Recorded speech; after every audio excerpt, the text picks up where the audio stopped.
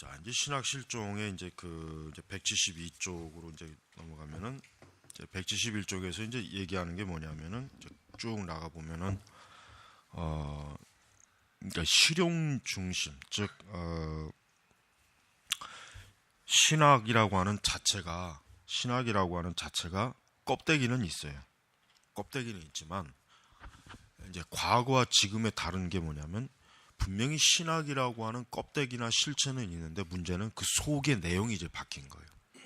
이제 과거에는 그 신학에는 풍성한 교리가 있고 또 정말 말 그대로 그 신학의 풍부함이 가득한 그러한 그 어떤 신학의 그 실체가 있었지만 지금은 신학이라고 하는 껍데기는 사라지진 않았지만 그러나 그 안에 이제 뭐가 들어가냐? 이제는 실용주의적인 하나의 여기 나와 있지만 신학은 이제 덕목을 기술과 풍요의 세계에서의 일상적인 성공 기술로 변모시키고, 그러니까 신학이라고 하는 게 마치 사역자들이 목회를 성공하기 위한 하나의 기술적인 체제로 이렇게 딱 그 내용이 바뀐 거예요. 예를 들면 우리가 어제도 우리가 이제 워필드 신학을 잠깐 했지만은 뭐 칼빈이나 루터나 뭐 청교도들이나 에드워즈나 이런 어떤 정통 신학에서는 목회, 그러니까 지금과 같이 이렇게 목회의 어떤 실용주의적인 성공을 얘기한 거는 하나도 없어요.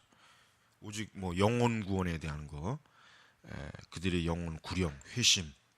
그러니까 결국은 사람들이 그리스도의 복음을 듣고 하나님께 돌아온 거에 대한 궁극적인 목표가 있었지. 오늘 현대 복음주의 교회는 모든 걸 다 생각해요. 교회 건축, 목회 성공, 뭐 그 교회 성장한 걸 보면은 아주 자질구레한 것까지 다 있어요. 뭐 주차장을 어떻게 만들어야 되는 등, 교회 음향 시스템이 어떻게 된다는 등, 새신자가 왔을 때 어떻게 그 사람들의 마음을 편안하게 다뤄줘야 된다는 등. 그러니까 지금 보면은 지금 이제 신학생들이 그 신학을 배운다는 것은 여기 지금 나와 있죠. 이 새로운 실용주의 독성은 뭐냐면 성경에서 비록된 것이 아니라, 그렇죠? 성경에서 비록된 것이 아니라, 자, 신학을 우리가 나눌 때 그 신학이 어디서 왔느냐가 중요해요. 그 신학의 출처가 어디냐, 신학의 출처가 어디냐가 중요해요. 근데 지금 이 책에서 말하는 것처럼 지금의 신학이, 지금 복음주의 신학의 그 출처가 어디냐면 대중화된 심리학에서 비롯되며 자기 성찰의 훈련과 거룩함에 대한 추구에서가 아니라 뭐예요? 심리학이 제공하는 온전한 풍요 가운데 있는 행복에 대한 새로 하는 관심에서 그 자양분을 얻는다. 그러니까 적어도 과거의 그 기독교 신앙이라고 하는 것은 경건과 거룩의 추구예요. 우리가 토저의 책 중에 그 아주 중요한 소책자가 있잖아요. 거룩에 대한 그 추구, 뭐 경건의 추구. 그러니까 과거의 기독교는 신자들에게 뭘 가르쳤냐면, 뭐 그들의 그 뭐 마음을 어떤 뭐 위로하거나 그들의 뭐 상처받은 그 심령을 막 도닥거리는 그런 게 아니라 뭐냐면 항상 경건, 거룩에 대한 것들을 성도들에게 아주 강하게 주입시켰어요.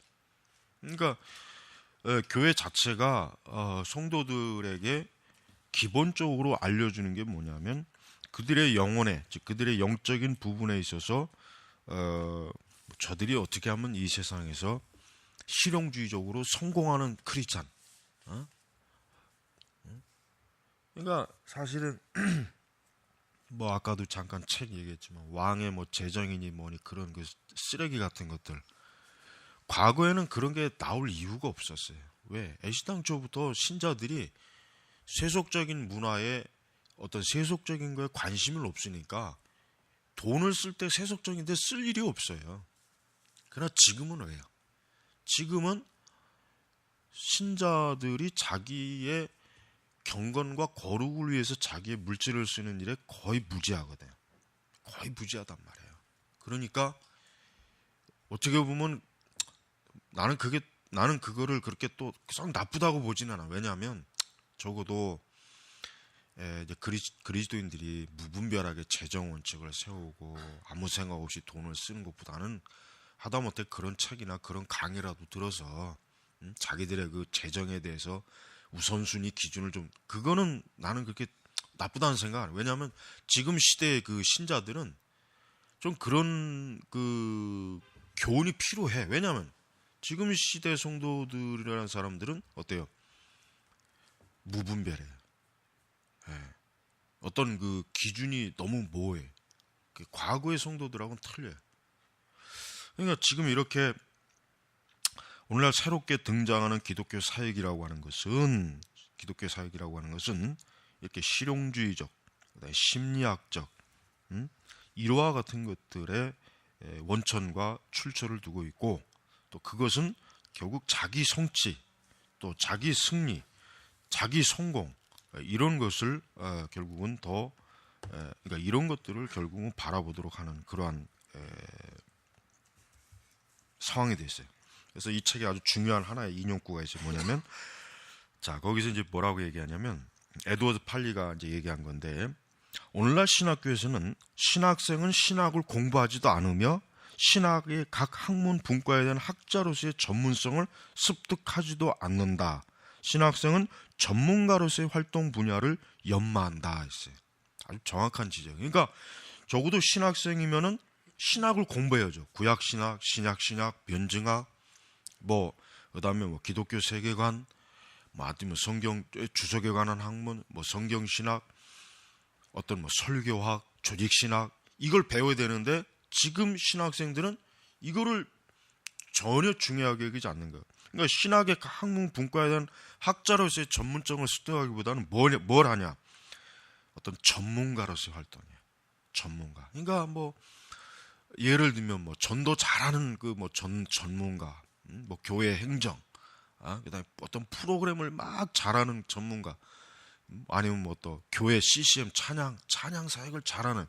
그러니까 신학생들이 그러한 데는 굉장히 발빠른데, 예를 들면은 어제 우리가 워필드 신학 같은 그런 신학, 성경신학의 깊은 책들, 또 변증학, 또 조직신학, 삼위일체, 교회론, 기독론, 성령론, 이런 부분에는 지금 신학생들이 공부 안 한다는 거예요.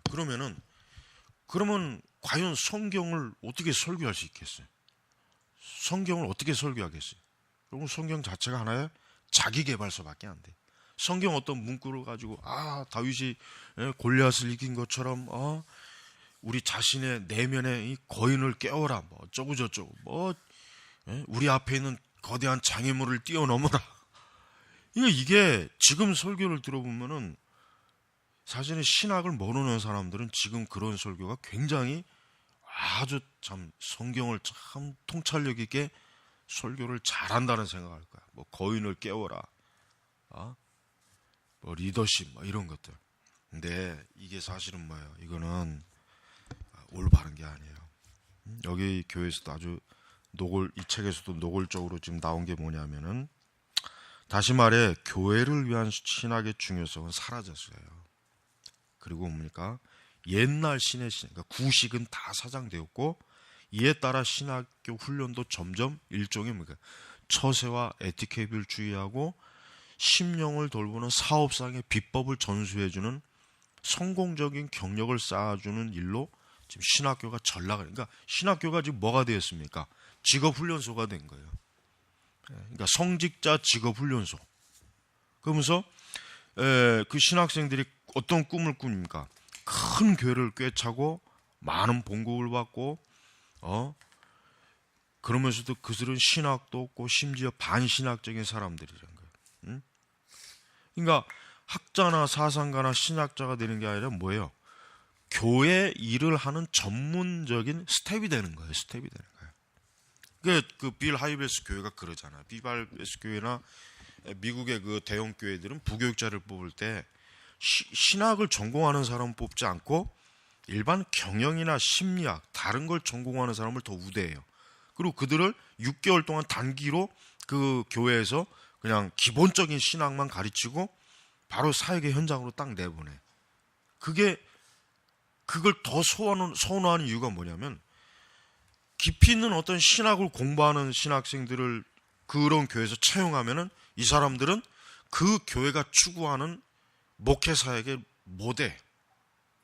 전혀 거기에 쓰임 받을 수가 없단 말이에요. 일을 못 한다고. 그러니까 차라리 뭐예요? 일반 전공을 택한 자들을 뽑아가지고 그들을 단기 교육만 딱 6개월 3개월 딱 시켜서 그러니까 성경 찾는 법, 창세기 성경 목록은 알아야 될 거 아니 최소한 뭘 하려면은 그 다음에 또 용어도 알아야 되고 성령이 하나님 그리스도, 그러니까 그런 것들만 기본적인 걸 딱 주입하고 바로 현장에 투입시키는 거예요. 그래도 전혀 문제가 없어요. 교회가 돌아가네 아무 문제가 없는 거예요. 자, 그래서 이제 목회자라고 하는 거, 이 성직자라고 하는 그 과거의 전통적인 성직자 하면 뭐예요? 목회자 하면 뭐예요?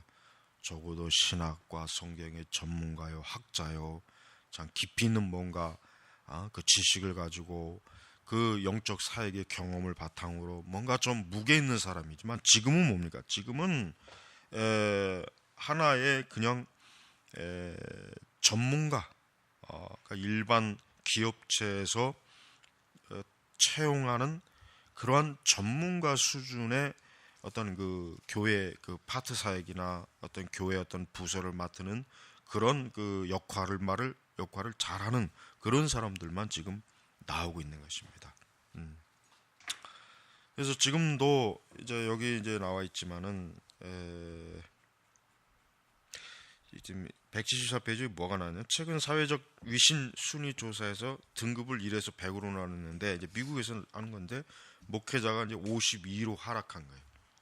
그러니까 사회적 위신, 그러니까 사회적으로 영향력 있는 사람을 그 직업을 딱 조사했는데 목회자가 뭐예요? 딱 중간이에요, 중간에서도 또 이제 좀 떨어지는 거예요.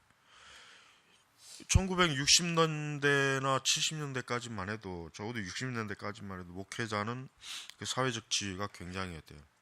거의 그 10번째 안에 다 들어갔어요. 그 전에는 1900년도 초반에도 목회자는 사회적 지위가 첫 번째 아니면 두 번째, 정치가보다 더 높았다고. 근데 그게 이제 벌써 수십 년이 지나서 어때요? 중간. 아마 지금 조사하면은 아마 한 또 70이나 80이 정도 되지 않을까 그런 생각을 합니다. 그 다음에 이제 여기서 이제 비판하는 게 중요한 걸 잘 지적했어요. 이제 그 크리스찬이 투데이에서 나온 그 리더십이라고 하는 잡지가 그 내용을 분석해 보니까, 여기서 이제 분석한 내용을 보니까 성경에 대한 정확한 언급 자료는 1%도 안 된다는 거예요. 이 리더십 자료고 굉장히 이 리더십 이 책은 굉장히 유명해요. 우리 한국에서도 이 책을 보는 사람들이 많아요. 그런데 이 리더십의 80%는 그냥 목회자가 어떤 개인적인 위기 관리 기술, 교회 운영 관한 그런 그 기술적인 거, 테크닉, 그것만 가르치지 성경을 깊이 있는 것을 전혀 안 다루는 거예요, 전혀. 그래서 결국 리더십을 지금 미국의 목회자들도 그렇고 전 세계 지금 복음주의권에서 이 리더십 잡지가 굉장히 많이 보거든요.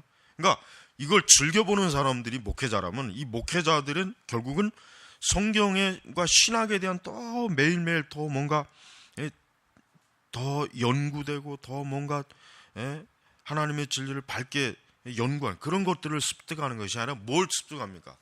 처세술이에요, 테크닉이에요. 이런 거로만 사역을 하는 그런 기술만 자꾸 늘어나는 거예요. 그래서 이 목회자라고 하는 것도 이렇게 어떤 신학을, 그러니까 목회자는 가장 중요한 게, 목회자는 뭡니까? 신학에 항상 정통해야 돼요. 여러분, 왜 교회에 문제가 생기겠습니까? 세속화, 인본주의, 어떤 이방 종교? 아니에요. 근본적인 건 뭐예요? 목회자가 신학적이지 않은 사람이기 때문에 그래요. 물론 또 그 신학이 어떠한 신학이냐에 따라 다르긴 하겠죠. 다르긴 하겠는데, 적어도 정통주의 신학을 열심히 목회자들이 공부하면 현재 교회를 위협하고 있는 모든 그런 세력들은 전혀 그 위협의 세력이 못 돼요. 전혀 못 돼, 그런 것들. 그러나 그런 것들이 위협이 된다는 건 뭐예요? 그만큼 목회자가 신학적이지 않은 사람이에요. 왜 여러분 우리 한국 교회가 왜 그 신천지니 하나님의 교회니 그 봐요, 그 말 같지도 않은 엉터리 같은 이단이라고요. 또 그 에큐메니칼 WCC도 마찬가지고 천주교도 마찬가지예요. 그 별거 아니에요. 진짜 조금만 신학적으로 신자들에게 잘 가르치면은 그런 것들은 아무것도 아니라고요. 아무것도. 그런데 그 아무것도 아닌 거에 그냥 넘어가는 걸 보면은 얼마나 목회자들이 어때요? 신학에 관심이 없어요. 관심. 그러니까 이 우리 한국 교회가 이제 뭐 90년도 후반부터 특히 이제 리더십에 대한 그 아주 열광하였어요. 열광. 그 리더십을 주장하는 미친 놈들이 많았잖아요. 그 한 뭐라고 하는 그 정신 나간 놈. 그러니까 그 중대형 교회에서부터 무슨 바람을 일으켰냐면 리더십의 목회자의 리더십의 바람을 일으켰어요. 그러니까 그 바람이 불자마자 많은 신학생들과 목회자들이 신학 그나마도 그 쥐꼬리만하게 봤던 신학자를 내팽개치고 뭐에 빠진 거야? 리더십 책을 본 거야. 리더십 책. 세속적 리더십 책. 뭐 또 성경적 뭐 리더십이라 해가지고 막 짜깁기 한 책들. 그런 책을 보기 시작했어요. 거기다가 또 이제 영성을 또 취해져. 그러니까 정작 정말 알아야 될 것은 다 팽개치고 헛된 것들을 가지고 목회자. 그게 90년도에 90년도 후반부터 2000년도 계속 그런 바람이 불었다고요. 그러니까 점점 교회가 어떻게 됩니까? 더 이상한 곳으로 가잖아요. 그리고 이제 교단도 그렇습니다. 교단도 지금 어떻게 이제 우리 한국 교회 교단도 마찬가지예요. 여러분 우리나라 교단도 여러분 딱 보면은 여기 책에 나와 있죠. 점점 효율적이고 화려하고 강력한 주요 산업체 각 부서. 그러니까 여러분 우리나라 뭐 각 교단들 그 교단 활동하는 걸 가만히 봐요. 그 교계 신문을 보면 금방 알 수 있어. 얘들이 도대체 정말 성경과 신학을 위한 교단 형성이냐, 그걸 위한 사업, 그 교단 사역이냐, 사업이냐 그런 게 전혀 없어요. 전부 다 뭡니까? 관료주의. 여러분 교단 그 교단총회 사무실만 딱 가봐도 도대체 기독교라고 하는 그 종교 그 관련 단체가 무슨 놈의 이런 마치 꼭 무슨 뭐 구청에 온 것 같기도 하고 무슨 뭐 국회 온 것 같기도 하고 그 말 같지도 않은 부서들 막 만들어 갖고 지들끼리 무슨 뭐 사업 계획서 세워가지고 이게 도대체가 이게 일반 마치 무슨 뭐 정부의 그 뭐 아니면 뭐 기업체의 그 행정 조직차하고 똑같아요. 전혀 다른 바가 없어요. 무슨 뭐 국장, 뭐 사무차장, 목사놈들이 거기 앉아갖고 지가 무슨 부서에 무슨 총회 국장이니 뭐니 하나 그런 것들 보면은 아주 참 이게 그러니까 교단이라고 하는 게 관료 집단이 돼버린 거예요. 그러니까 교단에서도 이렇게 보면은 이 개교의 무슨 뭐 어떤 뭐 행정 이런 거 딱 이렇게 공문서 내려오는 거 보면은 한심한 것들이 굉장히 많아요. 전혀 이게 교회하고는 관련이 없는 것들. 그러니까 우리가 그런 부분들에서 우리가 잘 이렇게 분별을 할 줄 알아야 돼요. 그래서 이 교단이라고 하는 것도 정말 그 교단이라고 하는 게 정말 그리스도의 복음, 진리 사역을 위한 교단 운영이냐 아니면 뭐예요? 완전히 뭐 어떤 마치 세속 정부를 그대로 벤치마킹한 형태의 조직과 그런 사업 계획을 세워가지고 거기다 기독교라고 하는 것들만 딱 명찰을 붙여서 하는 것들 많잖아요. 뭐 보수적인 교단은 약간 좀 덜하지만 진보 교단은 뭐 세월호 어쩌고 저쩌고 무슨 뭐 또 5월달 되면 또 민주화 항쟁에 뭐 대책 뭐 또 그런 뭐 또 하고 뭐 나 이제 에큐메니칼 추구하는 교단들은 이제 WCC 뭐 로마 천주교와 일치 뭐 이런 것들 그러니까 우리가 이런 부분들에 대해서 우리는 정말 좀 조심해야 돼요. 우리가 이런 것들을 잘 분별, 목사님들이 결국 신학생들과 목회자들이 이와 같은 걸 전혀 분별을 못하고 있어요. 전혀 분별 못하고 있어요. 그러니까 그런 걸 보면서도 이게 왜 이런가 하는 그 의심을, 당연히 의문을 가져야 되는데 전혀 그런 게 없단 말이에요. 자, 이제 177페이지 현대성과 복음주의로 넘어가면은 이제 이 현대성, 모더니즘이죠. 현대성. 현대성이라고 하는 것은 19세기가 사실은 이 현대주의에 기반을 둔 세상이란 말이에요. 그러니까 현대주의라고 하는 것은 과거의 유산들은 좀 버리자.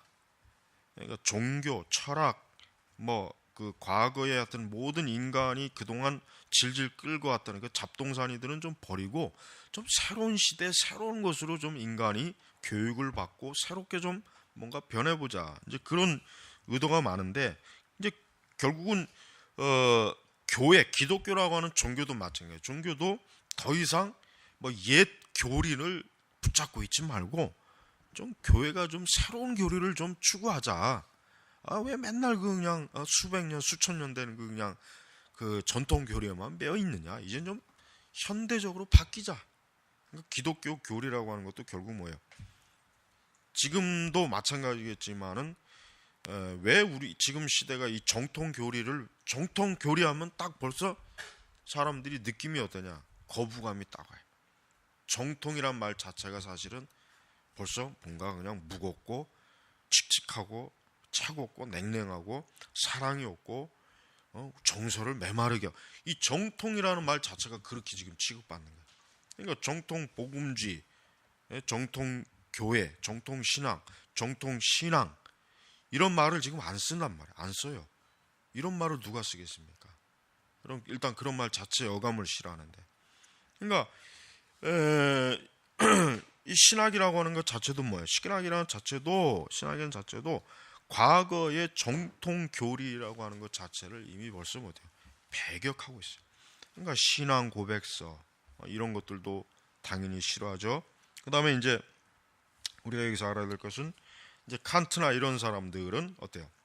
칸트나 이런 사람들의 영향을 의해서 기독교라고 하는 것이 어떤 초월적인 그러한 신앙보다는 그냥 이 세상에서 인간이 자기의 양심을 바탕으로 도덕적이고 윤리적인 차원에서 살아갈 수 있는 정도의 그런 종교로 의미로 새롭게 이제 변질시켰단 말이에요. 그 영향을 받은 사람들이.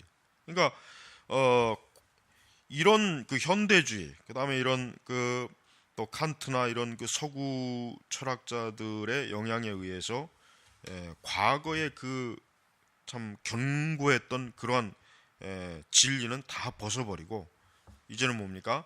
인간의 그 주관적, 내적, 심리적 그게 이제 기준이 된 거예요. 그러니까 더 이상 예를 들면 신조나 신앙 고백서가 작성이 돼 있지만은 전에는 어때요? 전에는 우리가 그 신조와 신앙 고백서에 맞춰진 신앙이지만 이제는 뭐예요? 이제는 이거를 버리라. 더 이상 신조는 중요한 게 아니다. 신앙 고백서는 중요한 게 아니다. 그럼 중요한 게 뭐냐? 우리 마음이에요. 우리 마음이 그냥 하나님을 느끼고 하나님을 사랑하고 하나님을 뭐 하나님과 관계에 있어서 어떤 감정적이고 그런 게 중요한 거다. 이거 중요한 거다. 그래서 이제 하르낙 같은 사람, 아돌프 하르낙 이제 뭐 자유주의 그 교회사의 아주 대가라고 하죠. 이 하르낙 같은 경우도 그래요. 기독교의 본질이라고 하는 것은 지식이나 교리가 아니다 이거예요. 기독교의 본질은 지식이나 교리가 아니라 뭡니까? 인간의 내적 마음. 그 마음에서 어떻게 이 기독교를 느끼고 하나님을 느끼고 신앙에 대해서 감정적으로 그 사람이 뭘 추구하느냐가 중요한 것이지 그게 기독교의 본질이다. 이게 본질. 이게 이제 슐라머의 영향을 잘 받은 거죠. 슐라머의 영향. 그러니까 내적 이런 우리 마음에서 우러나오는 신앙이 이제는 중요한 것이지, 과거 몇백 년 전에 무슨 회의를 통해서 신조가 작성되어진 신앙 고백선이 신조니 이런 거는 이제 버려라. 그런 것을 믿고 그런 것을 안다고 해서 신앙이 아니다. 기독교가 아니다. 이렇게 지금 그러니까 지금 뭐 우리 시대 교회가 그 영향을 잘 받고 있잖아요. 그러니까 여러분 지금도 대부분의 교회를 가보고 대부분의 그 목회자나 신학생들이 똑같아요. 어떤 신앙의 뚜렷한 그 지식이라든가 내용은 없어요. 그러나 뭔가 자기는 하나님을 뜨겁게 사랑한다. 자기는 뜨겁게 하나님에 대한 그 열정이 있다. 이건 굉장히 강조를 많이 해요. 그러니까 그들은 그게 어떻게 보면 그들의 그 신앙의 원동력이에요. 그러니까 우리가 그런 사람들한테 왜 당신은 교리에 대해서 모르냐 하면은 기독교 신앙은 교리가 아니라 뭐요? 삶이다. 교리가 아니라 삶이다. 이거 삶. 그러니까 삶을 어떻게 사느냐가 중요한 것이지. 뭐 서열이문답, 일문인답이 뭐냐, 이문인답이 뭐냐 이런 거는 전혀 중요한 것이 아니다. 이렇게 지금 다 좀 바라보고 있는 것입니다.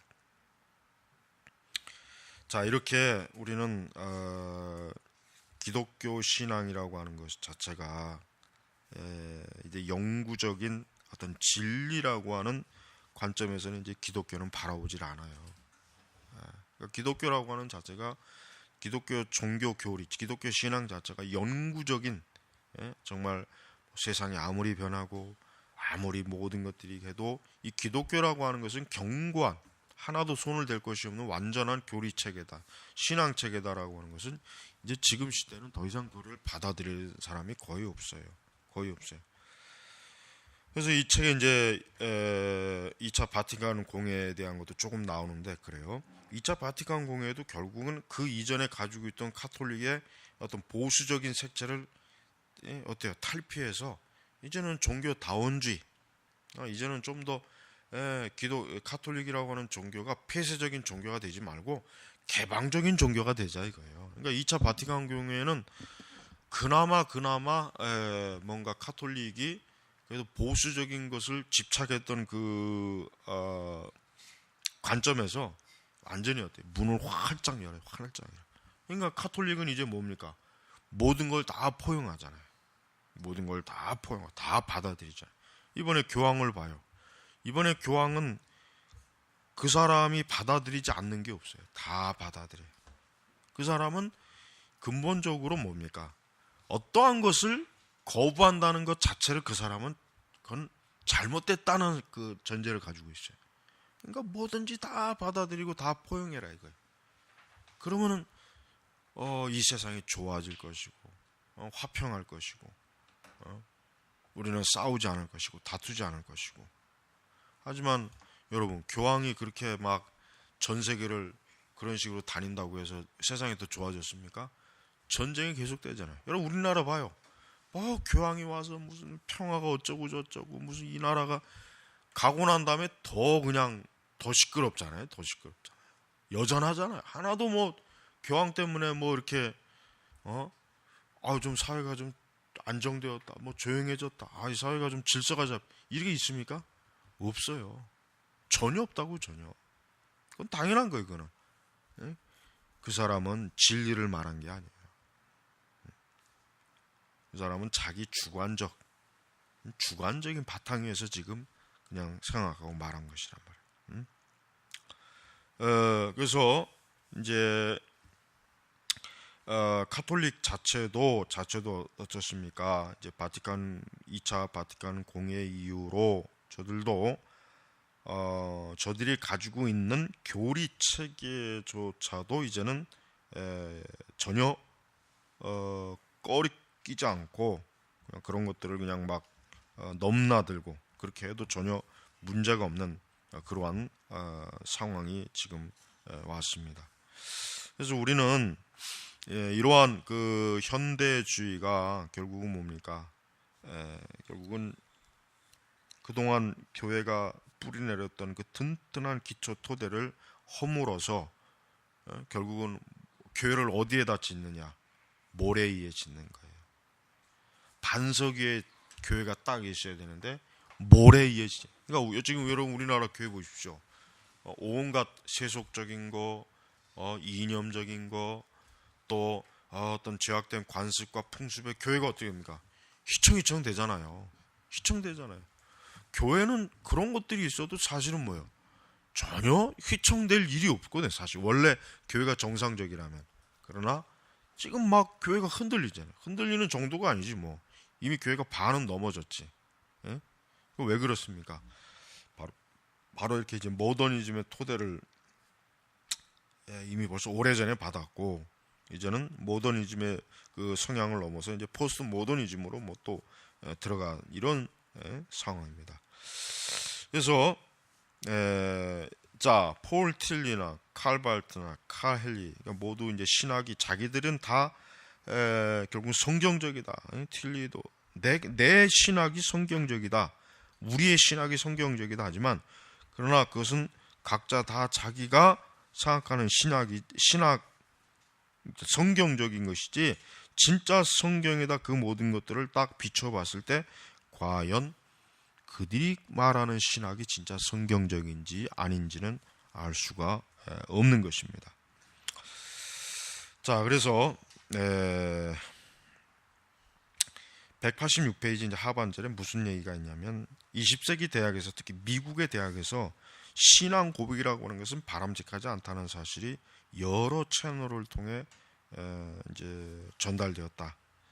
그래서 1960년대 절정을 이루었던 추세는 신학부를 종교학부로 대체하는 것이다. 그러니까 미국에 있는 많은 그 대학들이 신학부가 다 이렇게 별도로 독립적인 그 과로 있었지만은 그러나 이제 그것이 이제 추세가 어떻게 됐냐면은 어때요?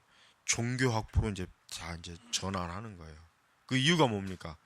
더 이상 기독교만을 연구할 필요가 없다 이거죠. 더 이상 기독교만을 특별한 종교로서 연구하지 말고 이제는 모든 종교를 다 어때요? 연구하자. 모든 종교를 다 아우르는 그런 종교를 연구해야지. 왜 기독교만 왜 특별하냐? 이제 기독교도 다른 종교와 다를 게 없다 이거예요. 바로 이렇게 이제 그 기독교도 이제 뭐 유일한 진리의 종교가 아니라 결국은 다른 종교와 똑같은 그저 수준에 처한 그저 그 정도의 교회라 이제 지금 보고 있는 것입니다. 그러니까 이러한 결국은 이러한 것들이 결국은 드러났기 때문에 교회는 기독교의 절대성에 대해서 이제 회의적이에요. 교회 자체가 이미 기독교의 절대성이 회의적이고 그 다음에 교리적인 언어가 뭐로 바뀌었습니까? 철학적인 언어로 대체가 됐어요. 그러니까 신학이 퇴조하니까 당연히 뭐가 우세해야 되겠습니까? 철학이 우세한 거예요. 철학이 항상 철학은 신학을 항상 이게 넘어뜨리려고 하는데 신학이 무너지면 결국 철학이 승리하는 겁니다. 그러니까 19세기 대학을 주름잡았던 에드워즈, 사뮤엘 호킨스, 나세니얼 에몬스, 윌리엄 테일러, 찰스 하츠 같은 신학자들이었는데 20세기 들으면 어떻게 합니까? 윌리엄 제임스, 그 다음에 알프레드 노스 화이트헤드, 존 드위 이런 사람들이 이제 막 뭐예요? 대학에서 사람들 젊은 그 지성인들에게 권위자로 그런 거예요. 권위자. 그러니까 우리가 벌써 여기 나와 있네. 하버드, 프린스턴, 시카고, 콜롬비아 이런 데서 결국 이런 데는 과거의 신학으로 미국 사회를 딱 정말 지배했는데 나중에는 어떻게 합니까? 철학으로 이제는 어때요? 미국뿐만 아니라 이 세계를 이게 지성계를 지배하는 거예요. 그리고 신학에 관심 가진 사람은 어떻게 합니까? 점점 주변으로 밀려나는 거예요. 신학에 관심 사람은 자꾸 과거에는 신학을 가진 사람, 신학을 알고 신학자들, 신학을 전공한 사람들이 항상 중심에 딱 섰는데 이제 지금은 어떻습니까? 그 사람들은 어디 보이지도 않는 데 있어요. 그러니까 머리 좋은 그 사람들이 과거에는 신학을 공부했다고. 19세기까지는 독일도 그렇지만은 머리가 탁월한 사람들, 이런 사람들이 제일 먼저 신학, 그다음 두 번째 탁월한 사람은 뭐예요? 철학이에요. 세 번째가 이제 자연과학이란 말이에요.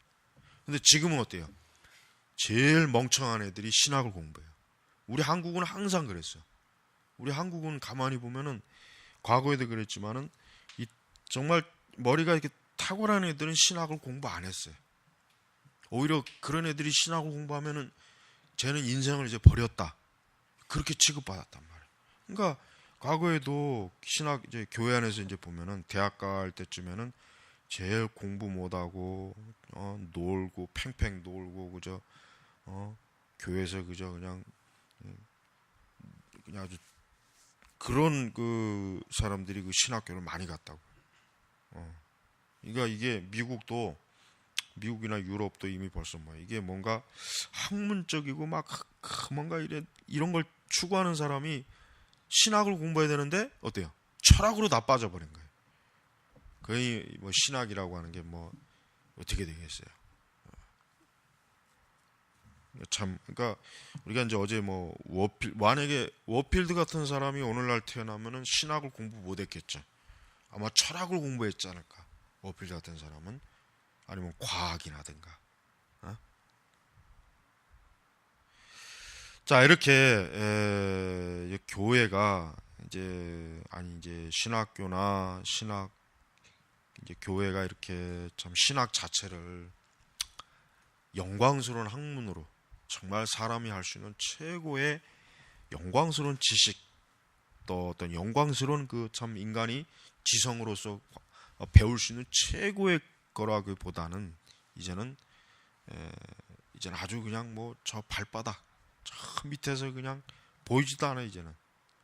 이제 그런 상황으로 처했다는 게 얼마나 참 이게 안타깝습니까?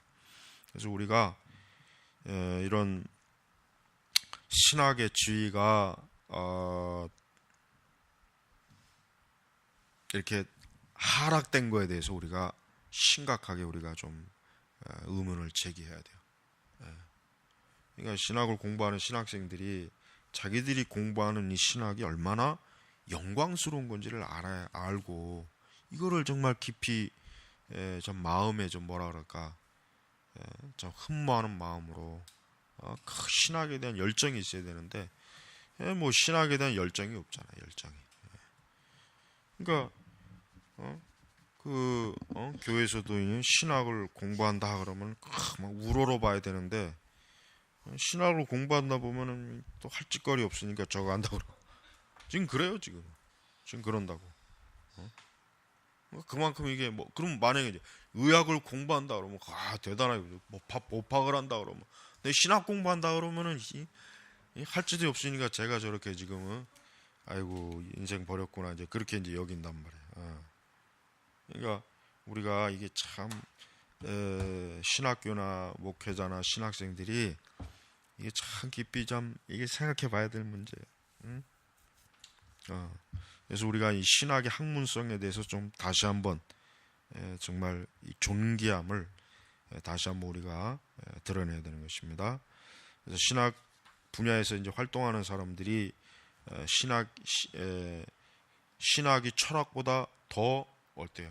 더 정말 뛰어나고 더 참 영광스럽고 존귀하고 인간의 지성을 가장 정말 최고로 만족시킬 수 있고 가장 인간이 지성이 할 수 있는 최고의 그 학문이라고 하는 게 신학이다라고 하는 것을 인식해야 돼요. 먼저 이제 그것부터 인식해야 된다.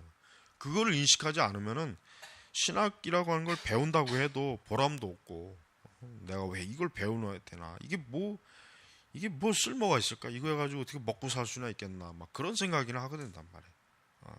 그리고 이제 아까도 얘기했지만 신학생들 자체가 신학이 얼마나 영광스러운지 모르니까 신학 공부를 그냥 대충 하잖아요. 대충 그죠. 별로 그렇게 뭐 애착을 갖고 하지도 않고 그냥 시험 치는 것 때문에 뭐 레포트 쓰는 것 때문에 학점 때문에 그냥 뭐 이렇게 겨우 하는 정도지 자기가 학교에서 배운 것 그 이상을 더 공부하려고 막 이렇게 그냥 달려드는 신학생들은 별로 없어요. 별로 없단 말이에요. 그러니까 이게 굉장히 심각한 거예요. 그래서 우리가 어떠한 일이 있더라도 참 신학을 왜 배워야 되는 이 신학이 얼마나 영광스러운 것인가 하는 것을 우리가 잘 좀 인식을 해야 그래야 이제 참 그것이 신학을 공부하는 사람들의 바른 태도입니다.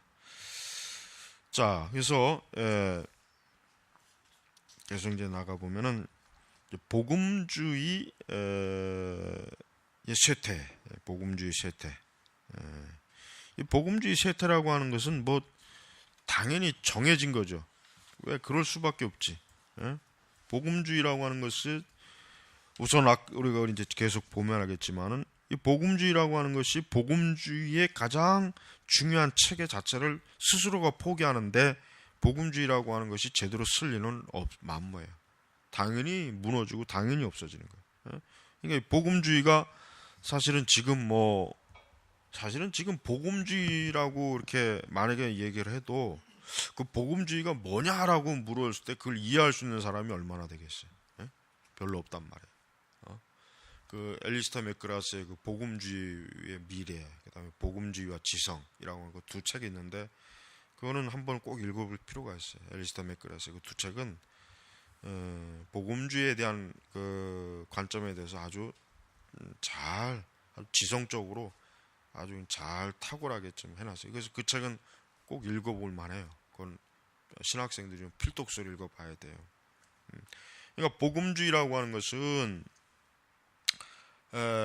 원래 복음주의는 결국 뭡니까? 하나님의 진리, 복음의 진리, 결국은 성경의 진리를 굳게 믿고 받아들이고 그 토대 위에서 교회를 세우고 또 그 하나님의 진리를 통해서 우리가 세상을 바라보는 것이 이 복음주의지만, 그러나 지금은 이 복음주의라고 하는 것이 마치 꼭 근본주의의 어떤 꼭 쌍둥이처럼 취급을 받아서 이제는 이 복음주의라고 하는 것 자체도 원래 복음주의하고는 전혀 색깔이 다른 복음주의들이에요. 그러니까 여러분, 우리 한국에 지금 있는 이 보통 뭐 기독교계나 기독교 신문 언론에서는 복음주의 교회라고 하는데 우리나라에는 복음주의 교회가 없어요. 그걸 알아야 돼요. 우리나라에는 복음주의 교회는 없어요. 개혁주의는 고사하고 복음주의 교회 자체도 거의 없다고 여러분이 꼭 그걸 알아야 돼요. 왜? 복음주의라면은 그 복음주의의 그 정체성에 딱 부합돼야 돼, 교회가. 그러나 지금 그런 교회가 어디 있습니까? 아니에요. 그러니까 지금 뭐 우리 한국에서 뭐 복음주의 교회 말이 그냥 부르기 좋고 명칭이 좋으니까 복음주의라고 하지만은 지금 우리나라 개신교 복음주의 교회가 어디 있어요? 제대로 복음을 설교하는 것도 아니고,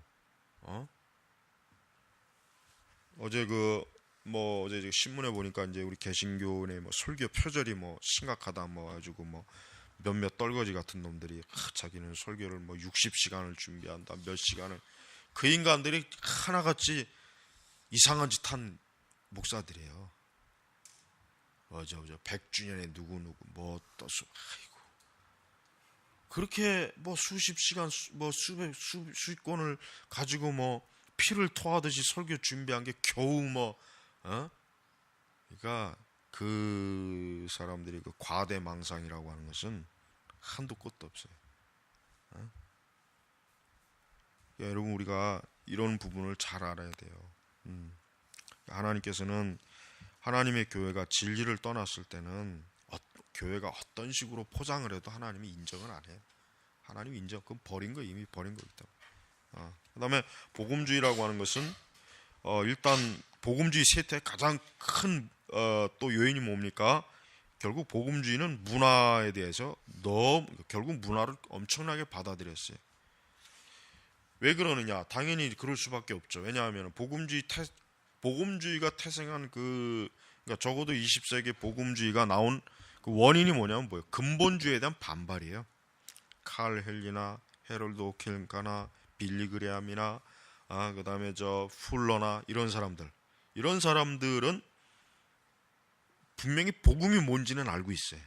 이 사람들이 복음이 모르는 사람들은 그러나 이들이 추구하는 게 뭐냐면 예수 그리스도의 복음에다가 뭡니까? 문화를 같이 합쳐버린 거예요.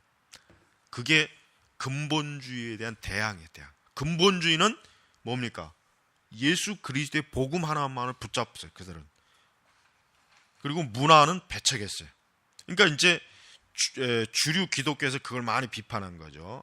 저 근본주의자들은 문화를 배척하는 무식한 사람이다. 좀 종교적 극단주의다. 광신자다. 막 비난하는 거예요. 응? 그러니까 미국의 그 근본주의자들은 뭡니까? 머리도 항상 짧게, 여자들도 치마를 길게 하고, 절대 수염 기르지 못하게 하고, 옷도 단정히 입고, 이런 극장이나 그 다음에 또 술집 바나 뭐 이런 것들 아주 철저하게 딱 어떤 그 뭐랄까 그런 것들을 딱 완전히 뭐 거의 폐쇄, 그런 주의거든요.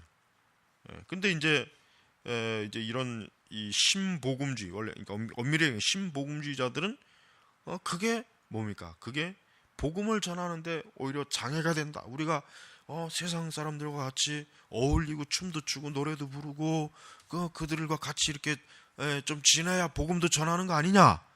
이게 신복음주의 이게란 말이에요. 이게 이 신복음주의가 이런 기조로 나왔어요. 그러니까 여러분 1970년대 이제 복음주의가 결국은 타임즈에서도 그랬잖아요. 1976년인가 결국 복음주의가 승리했다. 근데 사실 복음주의가 승리한 게 아니라 이 세상이 교회를 집어삼킨 거예요. 더 정확하게 얘기한다면. 결국은 그 신복음주의자들이 결국 어떻게 나갑니까?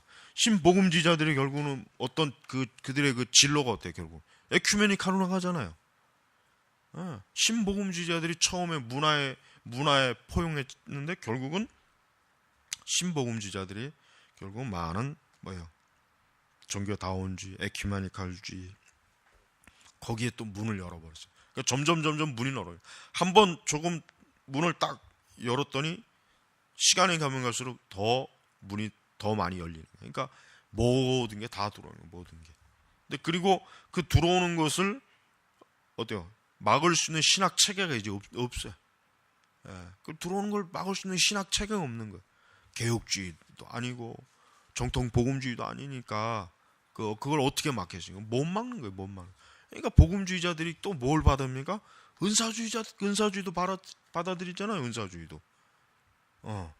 그러니까 한번 그렇게 그 개방적이 돼버리면은 사실은 끝이 없어요. 완전히 뭐 이 세상에 먹힐 때까지는 복음주의라고 하는 것, 그러니까 그 개방적 형태의 그 교회는 사실 오래 못 갑니다. 물론 이제 그러면은 이제 대안이 뭐냐 이제 이렇게 있죠. 이제 그래서 우리가 이제 화랑 칼빈주의는 이제 영역 주권론 같은 걸 얘기하죠. 결국은 정치, 경제, 문화 이 세계상의 모든 분야에서 결국 그리스도가 왕이 되게 해야 된다. 결국은 모든 분야에 있어서 우리 교회 복음의 진리 그리스도께서 하나님께서 주권자로서 통치하셔야 된다. 이제 영역 주권론 같은 거 이제 개념을 끌어오기도 하고 그래요. 근데 그 부분은 아직도 좀 이렇게 미숙하고 그거는 이제까지 그것들이 성공했다는, 그러니까 그것들이 실제로 성공했다는 그 결과물은 한 가지도 없어요. 한 가지도 없어. 이론은 좋지. 이론은 좋은데 실제로 그 신학 이론이 열매로 증명이 된 건 없어요. 없다고요. 그러니까 우리가 이론이 좋다고 해서 실제 모든 그것이 열매를 맺는다는 보장은 없는 거예요. 그러니까 영역주권론이라는 것도 좀 우리가 이제 달리 생각해야지, 그거를 너무 이렇게 추종하게 되면 역시 그것도 좀 문제가 많이 커요. 그래서 우리가 교회라고 하는 것이 이렇게 뭐라 그럴까, 이 세상에 대해서 완전히 폐쇄적일 수는 없지만, 그러나 교회가 이 세상에 대해서 자꾸 개방되면 개방될수록 문제는 뭐가 생기냐면, 교회가 자꾸 이 세속주의에 자꾸 물들어요. 인본주의에 자꾸 물들어. 그 물들어요 자꾸. 그리고 그게 결국은 교회의 정체성을 완전히 어때요? 없애버린다고. 그러니까 이게 참 어려운 문제라고. 그러니까 이런 문제를 어떻게 효과적으로 잘 분별할 수 있을까라고 하는 그런 이해를 가지고 어때요? 이 목회자들이 목회 사역을 해야 되는데 전혀 그런 면에 좀 지혜가 없고 그런 면에 또 이해심이 없는 거예요. 그래서 우리는 이 복음주의 교회, 우리는 이제 개혁주의를 추구한단 말이에요. 그렇다면은 이 복음주의 교회들이 지금 추구하는 그런 노선에 대해서 우리는 어때요? 절대 따르면 안 돼요. 그러나 안타깝지만 개혁주의도 개혁주의라고 하는, 그러니까 그 개혁주의를 추구한다는 사람들도 보면은 그걸 다 고스란히 따라가요. 전혀 어떤 비판적인 생각이 없어요. 그걸 고스란히 다 흉내내고 고스란히 따라가고 그걸 고스란히 다 받아들여요. 그러니까 개혁주의라고 하지만 그들이 유사개혁주의, 사실은 개혁주의가 아니거든. 아닌데 이제 개혁주의란 말을 쓰면서 복음주의를 하는 거예요. 그러니까 더 나쁜 놈들이에요, 사실은. 아예 그냥 복음주의 간판을 걸고 타락한 복음주의를 하는 자보다 더 나쁜 게 이 유사개혁주의자들란 말이에요. 그거를 반드시 그걸 지적해야지. 그거를 뭐 문제 있냐 이런 식으로 받아들이면 큰일 나요, 큰일 나. 이거 조심해야 돼. 그래서 이렇게 오늘 우리 시대에 이제 이런 교회의 이런 현상들에 대해서 우리가 이제 다시 한번 잘 짚어보고, 우리가 이제 좀 더 추천해보겠네. 또 이 책을 이제 계속 할 거니까 이 책을 이제 다음 시간에 이 책을 계속 가져와. 이제 이 책의 이제 초반부까지는 좀 이 어떤 기초 분석 넘어가지만 이제부터는 더 교회가 실제적으로 부닥친 문제들을 아주 탁월하게 잘 지금 설명해 놨어요. 그래서 아주 중요해요. 그래서 이 책 끝까지 요거를 이제 계속 해볼 테니까 이제 그렇게 하시기 바랍니다. 잠깐 쉬죠. 자, 계속 이거 하겠습니다. 1900 자, 이 책의 내용에 근거하면 1950년대와 60년대에는 복음주의 신앙을 정의하는 것이 그렇게 어렵지 않다. 왜냐하면 그 당시 복음주의자들은 자신이 누구이며 무엇을 믿는가에 대한 정확하게 말하려고 노력했기 때문이다. 그렇습니다. 이게 참 중요합니다. 왜냐하면 적어도 그 시대에는 뭐예요? 그 교회를 다니는 사람들이 자기가 무엇을 믿었는지에 대해서 잘 알고 있었다는 얘기예요. 그것은 교회가 그만큼 잘 가르쳤다는 얘기거고, 그렇지만 지금은 1990년대 들어서는 오른손이 있는지를 왼손이 전혀 모를 정도로 콩가루 집안이 되어 복음주의자란 어떤 사람에 대한 정의 자체가 그 운동의 와해를 반영할 정도가 되었다. 여러분, 만약에 예를 들면 우리 한국교회 예를 들면 지금 우리 한국교회에서 에큐메니칼 운동하는 그 교단과 교회들이 자기들을 복음주의 교회라 그래요. 그러나 에큐메니칼 운동을 하면은 엄밀히 얘기해서 그건 복음주의 교회가 아니에요. 분명히 아닌데, 그러나 그들은 자기들을 복음주의 교회라고 해요. 똑같은 거예요. 그러니까 지금 만약에 이렇게 복음주의 교회가 뭐냐라고 하는 거 정체성을 규명해야 되면 쉽게 얘기하면은 교단 내에서도 어떻게 되겠습니까? 엄청난 논쟁이 일어나요.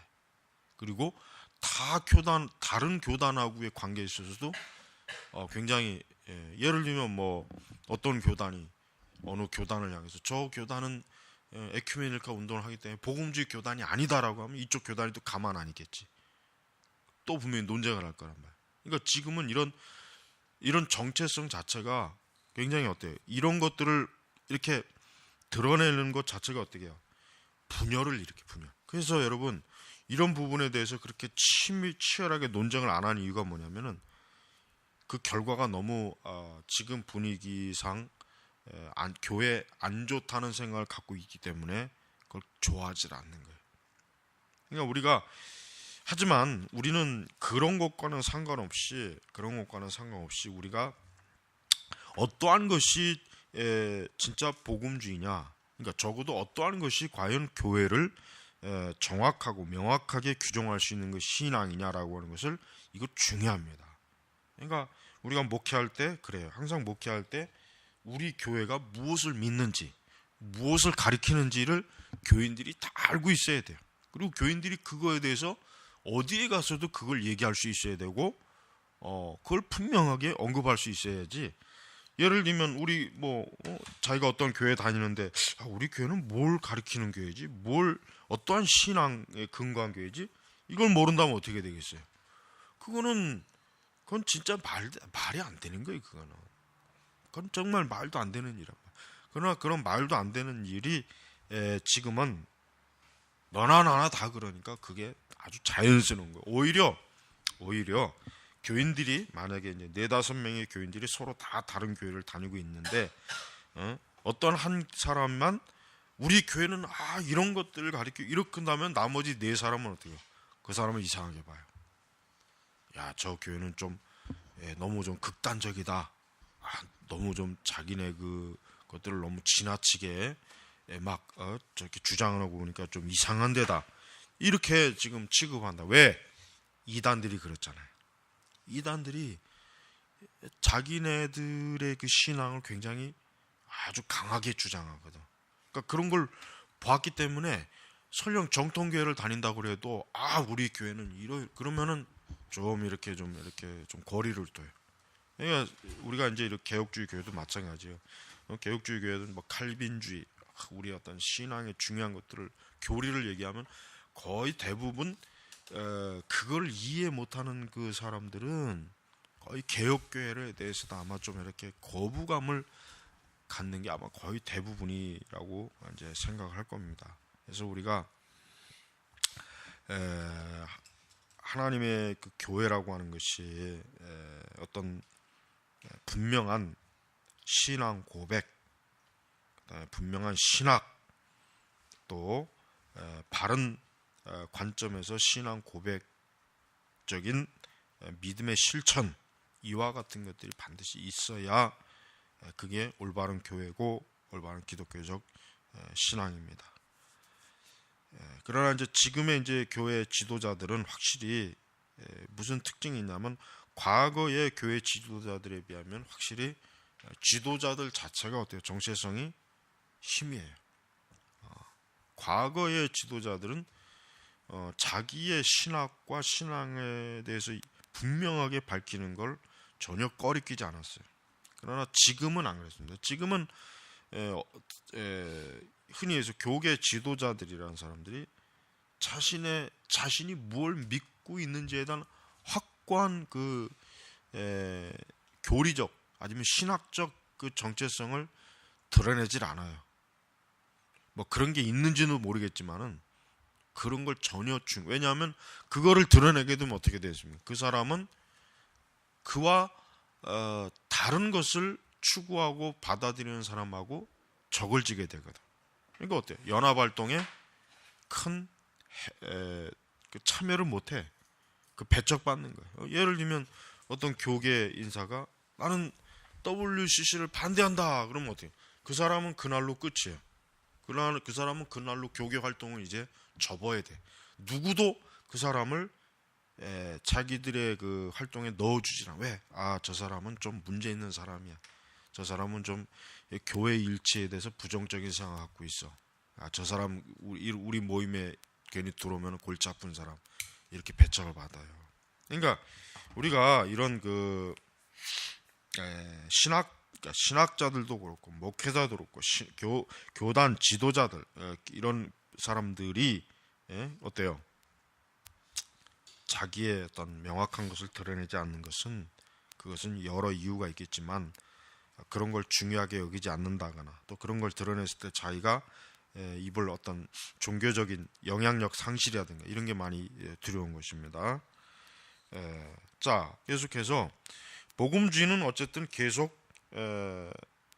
계속해서 뭔가 변화합니다. 변화하고 뭔가 발전하고 성장을 합니다. 그러나 점점 그 복음주의, 지금까지 왔던 이 복음주의는 점점 어때요?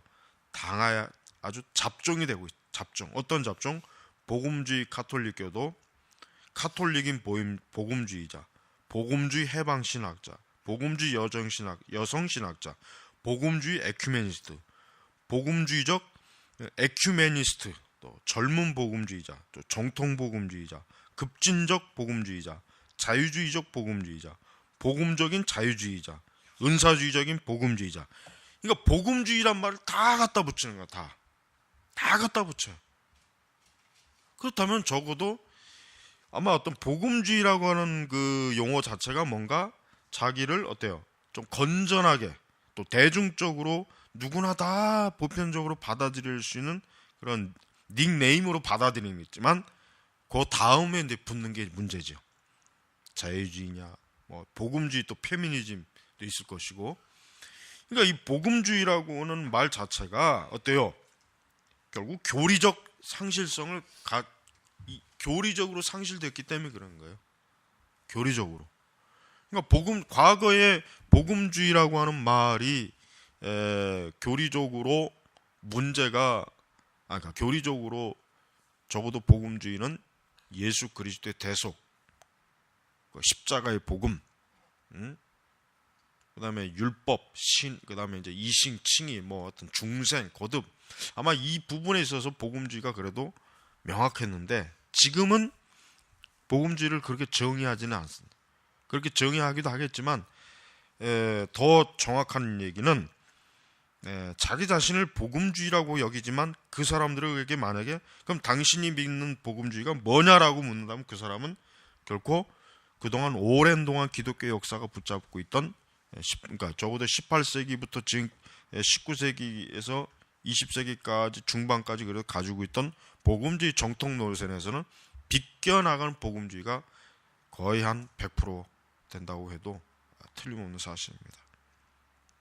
그러니까 우리가 항상 이와 같이 복음주의가 결국은 어때요? 무너졌어요. 우리가 이제 다음 시간에 배울 이 책에 보면은, 다음 시간에 우리가 이제 복음주의 역사 시리즈가 우리가 배우잖아요. 이 복음주의 발행을 보면 알겠지만은 복음주의라고 하는 게 원래 어때요? 원래 정통 기독교예요. 엄밀히 얘기하면. 사실 개혁주의도 복음주의라고 하는 그 테두리 안에 들어가요. 적어도 휘필드나 에드워즈의 복음주의라면은 우리 개혁주의는 그 복음주의 안에 충분히 들어간단 말이에요. 그런데 그 역사적 맥락이 어때요? 끊어졌어요. 언제 끊어졌습니까? 적어도 유럽 같은 경우는 19세기 중후반에 이미 벌써 끊어졌다고 봐도 되고, 미국은 그래도 1930년대 아니면 1960년대 그때 끊어진 거예요. 그러니까 여러분, 우리 한국의 복음주의자들은 그러면 어떤 노선에 서 있습니까? 정통 복음주의 노선에 쓴 사람은 없어요. 물론 이제 과거에 이제 박형룡 박사나 이런 과거에 그래도 우리 한국교회의 어떤 그 초기 지도자들은 그래도 선교사들에게 복음주의 유산을 그래도 잘 받았지만, 그러나 그 이후는 이제 복음주의, 적어도 1990년대부터는 우리 한국교회에서는 복음주의가 없어요. 누가 복음주의입니까? 그 복음주의라고 갖다 붙이는 사람들이, 이게 나는 묻고, 당신이 믿는 복음주의가 뭐냐? 그게 당신이 하는 그런 설교와 그런 믿음과 그런 목회가, 그런 목회 사역 프로그램이 복음주의냐? 그게 어떻게 해서 복음주의냐라고 분명히 따져 물을 수가 있단 말이에요. 그럼 그 사람들은 할 말이 없지. 물론 자기식대로 궤변은 떨 수 있겠지만은, 그러나 그들은 우리가 이 복음주의 역사적 관점에서 봤을 때도 전혀 타당성이 없는 거예요. 그들의 주장은 아주 궤변이야, 궤변. 말도 안 되는. 그래서 무슨 뭐라고 하는 목사, 무슨 오 목사, 무슨 이런 홍 목사, 이런 거 있잖아요. 그 잡동사니 아주 잡다한 무리들. 그 사람들이 복음주의라고 자처했어요. 아주. 그 사람들이 90년대 아주 대학생들에게, 젊은 층들에게 이 복음주의 운동, 복음주의 아주 복음주의라고 이름을 딱 갖다 붙여놓고 자기들의 그 거짓된 사역과 신앙을 그 많은 특히 젊은 층들에게 심어줬단 말이에요. 근데 잘못됐어요. 얼마나 그게 잘못됐습니까? 우리가 이러한 그 복음주의라고 하는 그 말 자체만으로는 이제는 구별할 수 있는 세상이 아니다라고 하는 것을 우리가 이제 알아야 됩니다. 그래서 우리는 이러한 그 복음주의적인 그러한 요소에 우리 이런 부분들에 있어서 우리가 좀 더 어떤 방향으로 그럼 가야 되느냐, 무엇보다도 역사적 정통 기독교의 중요한 노선이 있습니다. 첫째는 우리가 이 어거스틴이나 그다음 아다나시우스, 루터, 칼빈, 웨슬레, 에드워드, 하지, 이런 그러니까 이런 사람들이 사실은 복음주의 계통의 신학자들, 학자들이란 말이에요. 목회자들이란 말이에요. 그러니까 이 사람들의 신학과